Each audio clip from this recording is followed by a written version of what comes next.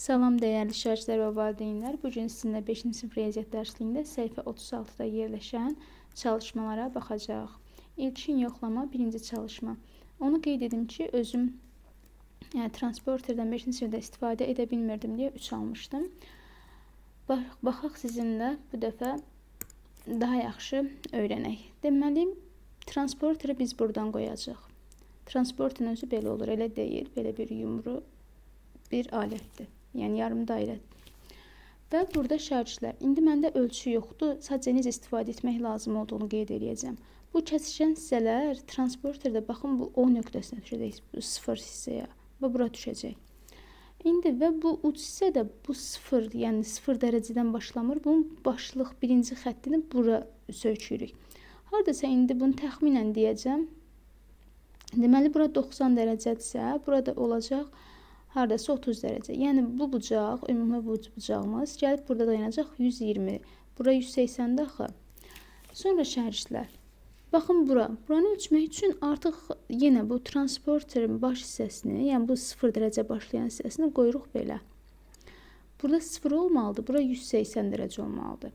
Buranı da biz ölçəndə hardasa 60 dərəcə ala bilərik. Amma özünüz bu formada ölçərsiniz, bu düz xəttin dayandığı hissəni, bax buranın, burada dərəcə yazılacaq. Və yaxud da bu bucağa baxırıq. Bunu transporterdə belə eləyəcək, yəni bura 0-a düşəcək, buraya 180 olmalıdır. Bu hissə, yəni xətlərin kəsişdiyi nöqtə, burada O yazılır, ora düşəcək. Bu da hardasa götürək biz 85 dərəcə. Özünüz ölçəndən sonra rəy bölməsində qeyd edə bilərsiniz ki, dəqiq neçə dərəcə aldınız. Başlayırıq ikinci çalışmanı yazmağa. Bucaqların dərəcə ölçüsünü deyir tapın. Çox asan. Deməli, A, O, S. Başlayırıq. A, O, S. Bucağı tapdıq, bu bucağı soruşur.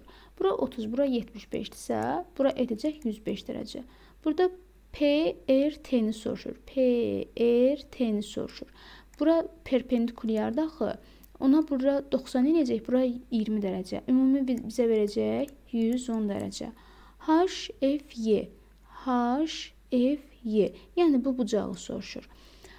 Bura görürük ki 90 dərəcədir də. Bura 45-dirsə, deməli 90-a tamamlamaq üçün bura da 45-dir. 90-dan 45 çıxanda 45 eləyir. Belə də tapa bilərsiniz. D, C, Y. D, C, Y. Bura özü bilirik ki 180 dərəcədir. Bura 30, bura 50-dir. Yəni 180-dən 30 və 50-nin cəmi çıxıb 100 alırıq. Üçüncü çalışmaya baxırıq. Şəkillərdə kəsişən paralel və perpendikulyar düz xətt parçalarını göstərin. Şagirdlər, baxın, burada görürük ki bu hissədə kəsişmə var. Elə deyil. Burada lövhənin eni və uzunu 4 yerdə kəsişir. Saatı götürsək, baxın burada 3 bucaq əmələ gətirib, kəsişib, yuxarı hissəsində 3 bucaq əmələ gətirib, aşağı hissəsində kəsişən düz xətlər kvadrat əmələ gətirib.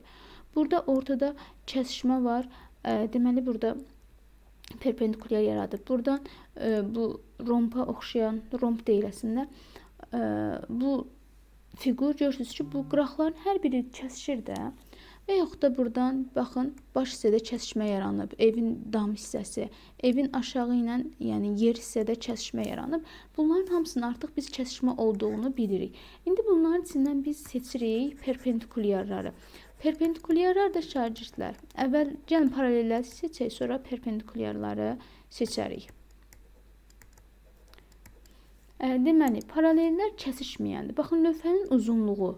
Bunlar nə qədər uzaqsaq kəsişməyəcək. Və yaxud da eni. Bunlar kəsişməyəcək. İndi perpendikulyar. Baxın, eni və uzunu birlikdə perpendikulyar əmələ gətirir. Baxın, bu hissə kəsişir. Buralar kəsişir, perpendikulyar əmələ gətirir. Sonra bu saat. Baxın, saatda qırmızı ilə göstərilən paralelləri. Bu yan hissələr kəsişmir. Yuxarıdakı hissələr, bunlar kəsişmirlər. Amma diqqət eləsək biz, saatın əqrəbləri düz bucaq əmələ gətirib. Bu saatın kvadrat formadadır da, tərəfləri düz bucaq əmələ gətirib. Yəni perpendikulyardır. Və yaxud da buradakı bu çərpələncə baxaq. Baxırıq ki, onun diaqonallar kəsişdiyindən dolayı 4 dənə perpendikulyar bucaq əmələ gəlib. Yəni kəskin parçalar burada, bu diaqonallardır. Burada ev. Bu qırmızı bir dənə buranı silim, daha yaxşı görəsiniz.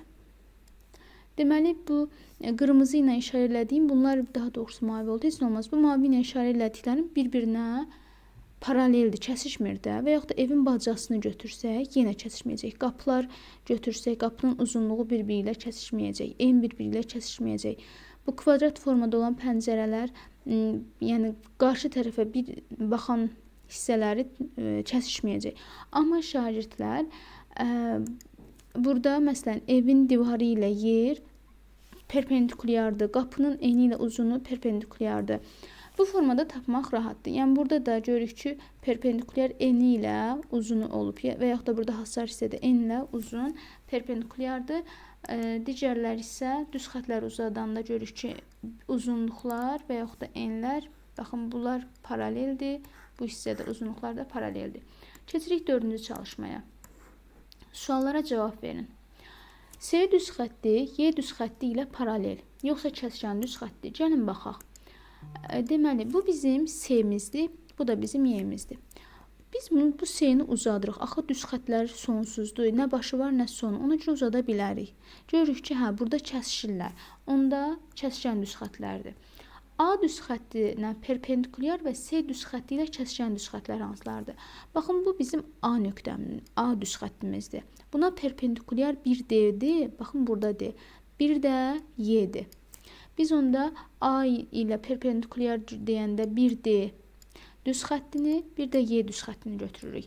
S düz xətti ilə kəsişənlər hansılardır? Diqqətlə baxsaq, əslində S ilə hamısı kəsişir. Məsələn, Y-yi bayaq uzadanda kəsişdirdik. Bu S deyil, bu S-dir də.